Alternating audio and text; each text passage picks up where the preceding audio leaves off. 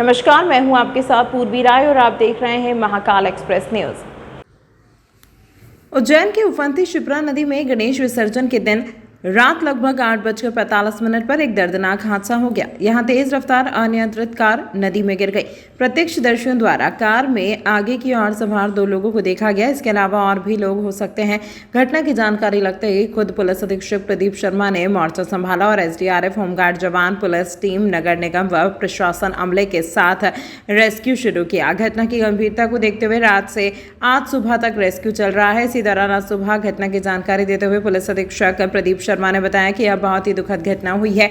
हमारे 3 साथी पुलिसकर्मियों को हमने खो दिया है। उन्हेल थाना प्रभारी अशोक शर्मा और उनके साथ सब इंस्पेक्टर नीनामा और महिला आरक्षक उन्हेल थाना क्षेत्र से एक 14 साल की बच्ची परसों मिसिंग हुई थी। उसकी आज सूचना पर चिंतामण की तरफ जा रहे थे और इसी दौरान संभवतः महिला आरक्षक गाड़ी चला रही थी और वो अनियंत्रित होकर बड़े पुल के नीचे गिरी। जाकर लगते ही हमारी टीम रात भर से सर्चिंग की टीम लगी हुई है। अभी भी एनडीआरएफ टीम सुबह से इसमें सर्चिंग में लगी हुई है। एक बॉडी को हमें भैरवगढ़ के ब्रिज के नीचे से मिली है, वो हमारे अशोक शर्मा साहब की है। अभी गाड़ी और दोनों बाकियों के लिए हमारा सर्च ऑपरेशन किया जा रहा है। मैं गणेश जी विसर्जन करने, मैं और मेरी बहन हम यहाँ पे आ रहे थे गणेश जी विसर्जन करने के लिए। हम मतलब स्लो ड्राइव करते हुए एक्टिवा बिल्कुल, क्योंकि बैरिकेडिंग थी नहीं यहाँ पे, तो हम बिल्कुल स्लो ड्राइव करके जा रहे थे। हमारे पीछे से तेज रफ्तार एक क्रिएटा आई और उसने स्पीड कंट्रोल करने के चक्कर में उसने टर्न करी गाड़ी और पिलर से टकरा के नदी में जाके अंदर चली गई। हमने उसी दौरान तुरंत सीएम हेल्पलाइन पे कंप्लेंट करी और सभी लोगों को इकट्ठा करने की कोशिश करी। मेरा नाम अमन गोयल है। कितने बजे की घटना है ये 8:45 पे हो। कार में कौन कौन बैठा था? मैं 2 व्यक्ति को, एक तो ड्राइवर जो ड्राइव कर रहा था कार और एक व्हाइट शर्ट में एक मैन बैठे थे। कौन सा कलर की गाड़ी थी ये व्हाइट कलर की थी, क्रिएटा। ओवर स्पीड थी गाड़ी? हाँ, स्पीड तो थी गाड़ी की। नंबर नहीं देख पाए हम।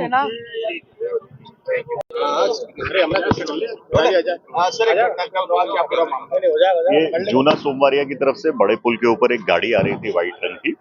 तो जो पुलिसकर्मी यहाँ लगे थे और जो ऑनलुकर्स हैं, उनका कहना है कि ये लेफ्ट हैंड साइड पे पानी के अंदर गिरी है। अब ये डिसबैलेंस या एक्सीडेंटल कारण से हुआ है या अन्य किसी कारण से हुआ है, मैकेनिकल खराबी की वजह से, वो अभी हमको क्लैरिटी नहीं है। ना ही हम गाड़ी का नंबर प्लेट अभी आइडेंटिफाई कर पाए क्योंकि वो तुरंत ही पानी के अंदर चली गई थी।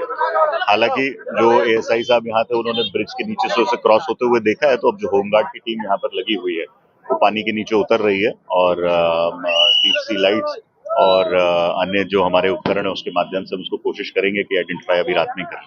कितने लोग थे ऐसा कुछ पता चला? नहीं, इसके बारे में भी कोई क्लैरिटी नहीं है। जो एक ऑनलुकर और जो एएसआई साहब है, उनका कहना है कि उसमें कांच बंद थे संभवतः, और ड्राइवर और को पायलट की सीट पे एक व्यक्ति थे, परंतु इसके बारे में अभी कोई कंफर्मेशन नहीं है। सर्चिंग में कितनी टीम लगी हुई है? सर्चिंग में हमारी सारी टीमें लगी हुई हैं। यहाँ पर नगर निगम, प्रशासन, होमगार्ड, एसडीआरएफ की सभी टीम लगी हुई हैं। अभी हम लोग बोट्स को भी नीचे उतार रहे हैं और उसी से, क्योंकि पानी का बहाव तेज है, तो उसी से टाई करके हम अपने जो लोकल गोताखोर हैं, लेकिन हालांकि उनकी सावधानी का हम पूरा ध्यान रखेंगे, उनकी सुरक्षा हमारी प्राथमिकता है, उसको ध्यान में रखते हुए डीप सी लाइट्स के माध्यम से भी सर्चिंग करेंगे। सर, जो रात को पुल पर से कार गिरी थी, उसमें अब तक क्या अपडेट? बहुत ही दुखद घटना हुई है। हमारे 3 साथी पुलिसकर्मियों को हमने खोया है। ये उन्हेल थाना प्रभारी अशोक शर्मा जी, उनके साथ सब इंस्पेक्टर नीनामा साहब और महिला आरक्षक आरती। एक 14 साल की बच्ची परसों मिसिंग हुई थी उन्हेल थाना क्षेत्र से। उसकी सूचना पर चिंतामन की तरफ जा रहे थे और इसी दौरान संभवतः महिला आरक्षक के द्वारा गाड़ी चला रही थी और वो डिसबैलेंस होकर बड़े पुल के नीचे गिरी। अभी हमारी रात भर से सर्चिंग की टीम लगी हुई थी। अभी एनडीआरएफ की टीम भी सुबह से इसमें सर्चिंग में लगी है। एक बॉडी को हम लोगों ने भैरवगढ़ के ब्रिज के नीचे से रिकवर किया है, वो हमारे अशोक शर्मा साहब की है। अभी दोनों बाकियों के लिए हमारा सर्च ऑपरेशन जारी है और गाड़ी के लिए भी सर्च ऑपरेशन जारी है। कार नदी में गिरी है क्या? अभी सूचना प्राप्त हुई थी। बड़ा पुल जो है शिप्रा नदी में बना हुआ उज्जैन शहर में, यहाँ पर एक कार जो है अनियंत्रित हुई और नीचे चली गई। सूचना प्राप्त हुई, पुलिस बल यहाँ पर तैनात था और चूँकि आज विसर्जन का दिन था, इसलिए पूरा ब्रिज भी खाली था। अब किन कारणों के कारण नीचे गई है, अभी तैराक दल और होमगार्ड की मदद से उसको तलाशा जा रहा है और पुलिस और प्रशासन की यहाँ व्यवस्था लगी है और राहत कार्य जारी है। सर, कार में कितने लोग थे और कितने बजे घटना हुई? अभी इसकी कोई जानकारी नहीं, अभी आधे घंटे पहले की बात है, 9 बजे की समय की बात है। अभी रेस्क्यू करने के लिए क्या क्या कहा? अभी एक ट्रेन भी आई है, तिराग दल आए हैं, होमगार्ड्स आए हैं और आगे के थानों को भी कवर कर दिया। अगर वहाँ पे भी तेज बहाव में अगर गाड़ी निकलती है तो सब तरफ से व्यवस्थाएं की जाएगी। सर कौन सी गाड़ी थी इसमें? सफ़ेद रंग की गाड़ी की सूचना मिली, अभी गाड़ी का प्रकार स्पष्ट नहीं हो पाया।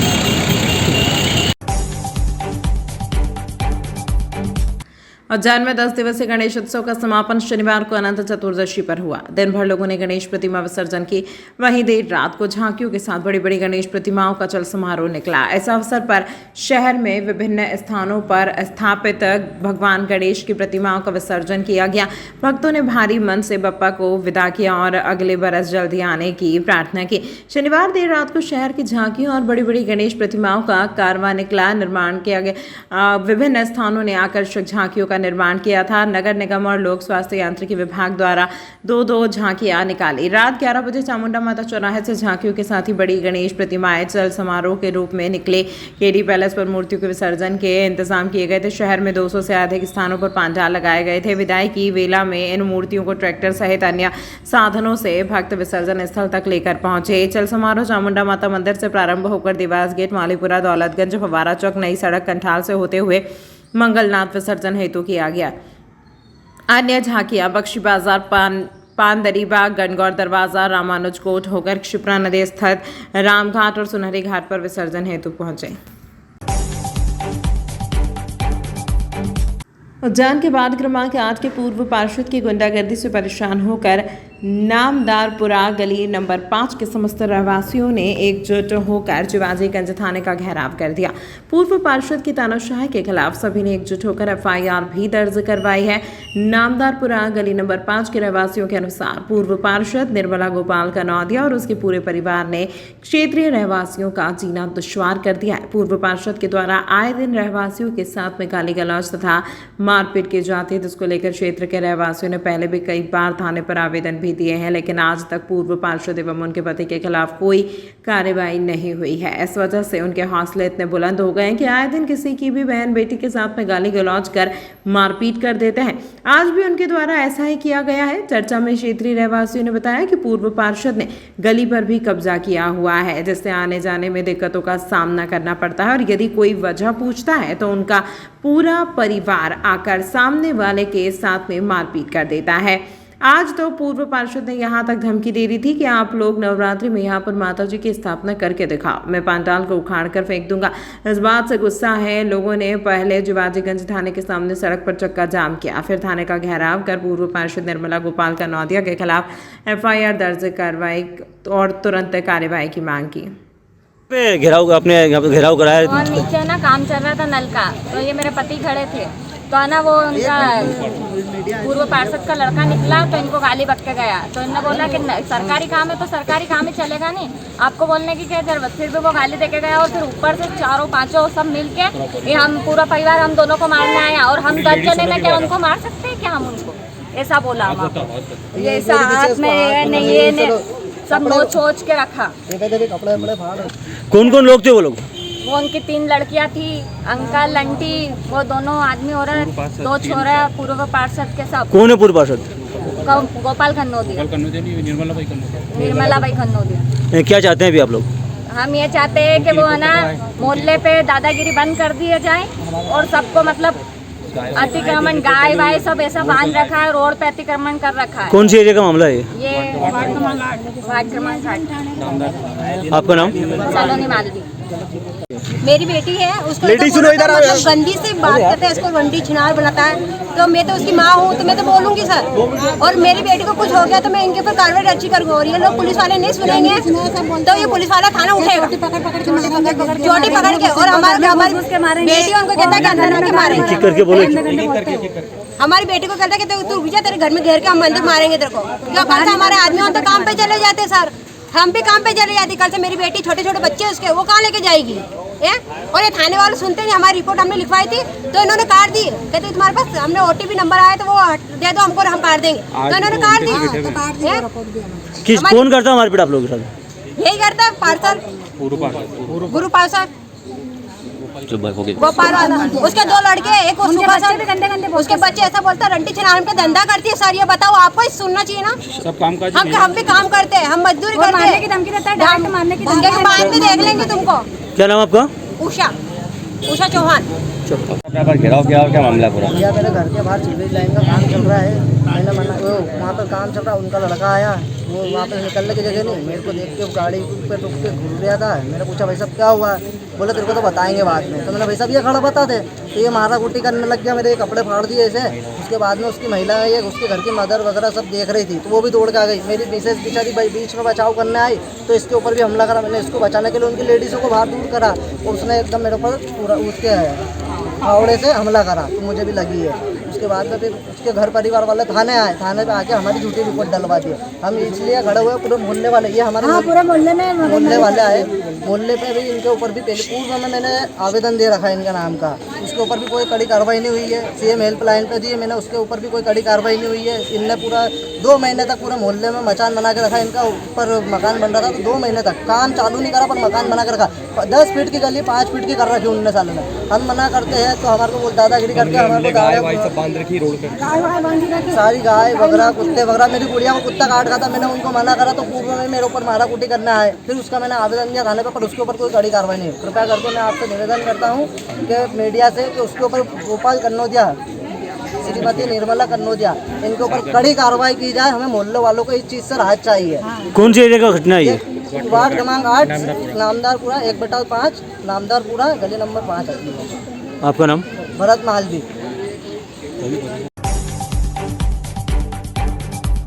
हिंदू धर्म की परंपरा अनुसार रविवार से 16 श्राद्ध की शुरुआत हुई। बिहार के गया जी के समान मान्यता रखने वाले धार्मिक नगर उज्जैन में भी पितरों की आत्म शांति के लिए तर्पण पूजन किया गया। प्रसिद्ध सिद्धवट घाट पर हजारों श्रद्धालुओं ने एक साथ पितरों का पूजन कर तर्पण कर्म किया।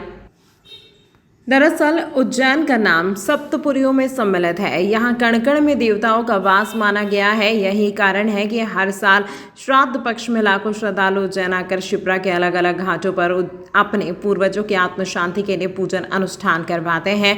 रविवार से महालय श्राद्ध की शुरुआत हुई, जिसके चलते देश प्रदेश से आए हजारों श्रद्धालुओं ने शिप्रा किनारे अपने पितरों के लिए तर्पण, पिंडदान आदि कर्म किए। सिद्धवट वह स्थान है जहाँ वनवास के दौरान माता सीता ने वट यानी बरगद का पेड़ लगाया था। यहाँ आने वाले श्रद्धालु अपने पितरों के निमित्त वट वृक्ष पर दूध और जल अर्पित कर उनके मोक्ष की कामना करते हैं। गया कोठा तीर्थ वो स्थान है जिसे भगवान श्री कृष्ण ने महर्षि सांदीपनि के पुत्रों के मोक्ष के लिए तैयार किया था। यहाँ भगवान ने गुप्त रूप से फल्गु नदी को प्रकट करवाया था, जिससे ऋषि पुत्रों को मोक्ष की प्राप्ति हो सके। इस स्थान पर 84 महादेव में से 28वें महादेव जटेश्वर का वास है।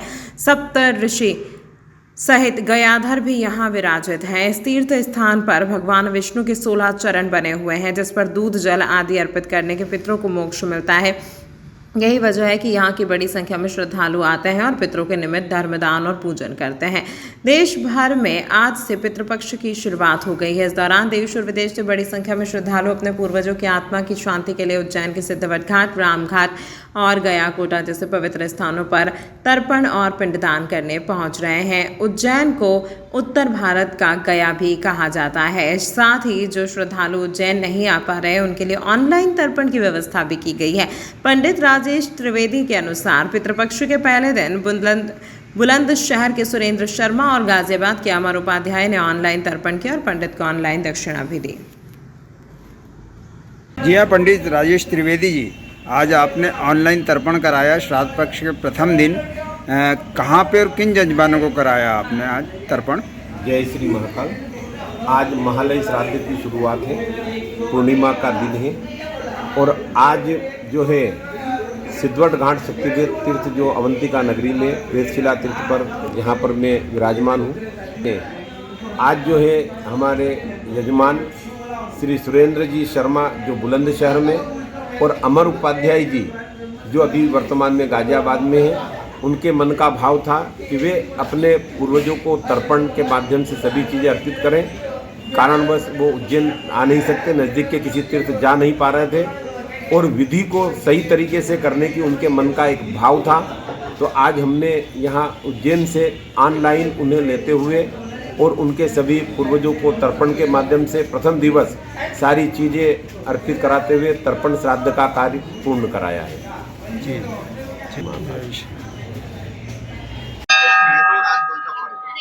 ये सिद्धवट मंदिर है। माता पार्वती ने वट वृक्ष लगाया, कार्तिक स्वामी को भोजन कराया, मुंडन हुआ इनका। यहाँ जो है आज ये श्राद्ध पक्ष जो है पूर्णिमा के दिन से आज ये प्रारंभ हुआ है। 16 दिन यहाँ देश विदेश से सभी लोग भगवान को दूध अर्पण करेंगे अपने पितरों की शांति के लिए। क्षिप्रा में स्नान करके तर्पण श्राद्ध और ये सब करके भगवान को दूध अर्पण करेंगे। यहाँ पितरों की शांति के लिए श्राद्ध करने से अश्वमेध यज्ञ का पुण्य फल प्राप्त होता है। आज का क्या विशेष है आज के दिन? आज ये श्राद्ध पूर्णिमा का श्राद्ध आज से प्रारंभ हुआ है। कल चतुर्दशी थी। ये 2 दिन जो है पूर्णिमा भगवान को दूध अर्पण करने के लिए लोग आ रहे हैं और इससे पितरों की शांति होती है। हाँ, पिंडदान के लिए यहाँ गया जी जैसा महत्व है।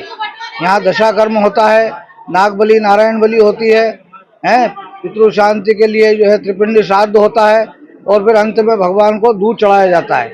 ये पितरों की शांति होती है तो घर में सुख शांति होती है, वंश की वृद्धि होती है, सुख संपत्ति प्राप्त होती है। इसीलिए भगवान जो है देश विदेश से सब लोग अब 16 दिन यहाँ आके भगवान का पूजन करेंगे। सुधीर चतुर्वेदी, पुजारी सिद्धवट मंदिर।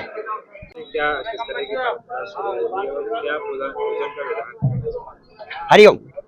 हमारे सनातन धर्म में हिंदू संस्कार के अंदर पितृपक्ष को महत्वपूर्ण माना गया है। क्यों?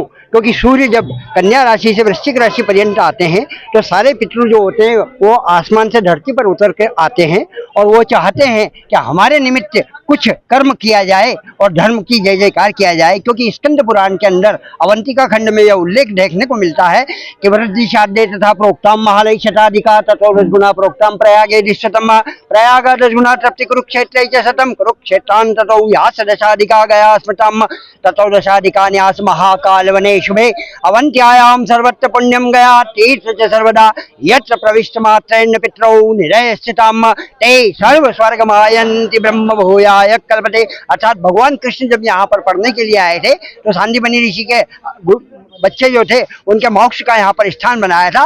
सप्त ऋषि अंदर विराजित थे, गयाधर गजाधर अंदर विराजित थे और जटेश्वर महादेव और फल्गु नदी को गुप्त रूप से यहाँ पर प्रकट किया और प्रकट करने के बाद में उसका संगम सिद्धनाथ घाट के दूसरे पुल के वहाँ पर करवाया। और आज भी वो परंपरा हमारे सनातन धर्म में चली आ रही है और हर पितृ के निमित्त यहाँ पर 16 चरण भगवान ने दिए हैं। हर चरण के ऊपर दूध, जल, तुलसी पत्र और श्वेत मंजरी और श्वेत कमल चढ़ाने से हमारी कुतर्पिणियां प्रसन्न होती है और धर्म की जय जयकार होती है। क्योंकि राठांतर कल्प में सरकटक नाम का एक ब्राह्मण था, उस ब्राह्मण के हाथ से हिरण्य के 5 बच्चे मर गए थे। उसके प्रायश्चित में मृग चर्म ओढ़ करके वन में घूम रहा था। उस समय राजा वीर धनवा शिकार खेलने के लिए आए। राजा ने उन्हें हिरण समझ करके मार डाला। राजा ब्रह्म हत्या से काला और जटाधारी हो गया। आगे जाकर के भालव मुनि की कपिला गाय को मार डाला तो गो हत्या और ब्रह्म हत्या के कारण वह परेशान होने लगा। तब वह वामदेव मुनि के पास गया। वामदेव मुनि से कहा, प्रभु मेरे साथ इस तरह की घटना हुई है। तो उन्होंने कहा कि आप अवंतिका क्षेत्र में गया कोठा तीर्थ जाइए,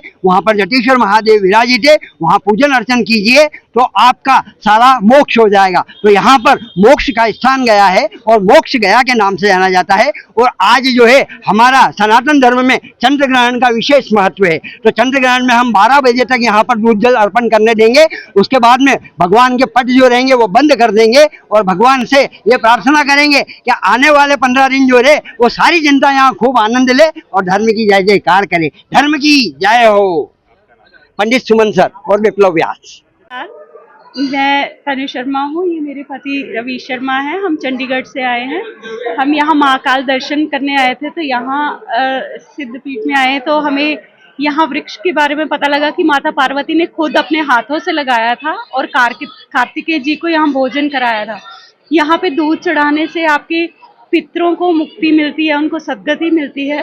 तो हम यहाँ पे दूध चढ़ाने आए हैं और मैं चाहूँगी कि सभी लोग आए, माता पार्वती और महाकाल जी का आशीर्वाद लेने उज्जैन नगरी जरूर आए। जय महाकाल। ये सिद्धवट स्थान है यहाँ पे उज्जैन में, काफ़ी पवित्र स्थान है। और मैं खुद शाहपुर से आया हूँ। मेरा नाम दिनेश केलकर है और पितरों की आत्मिक शांति के लिए हम लोग यहाँ पे पूरी फैमिली पधारे हैं, आए हैं। मंदिर के में यहाँ पे काफ़ी जाना माना मंदिर है और यहाँ पे पितरों की आत्मिक शांति के लिए तर्पण वगैरह जो श्राद्ध वगैरह पिंडदान वगैरह जो करते हैं वो किया जाता है और काफ़ी वर्षों पुरानी परंपरा है आत्माओं की इनकी पितरों की आत्मा की शांति के लिए। दिनेश केलकर।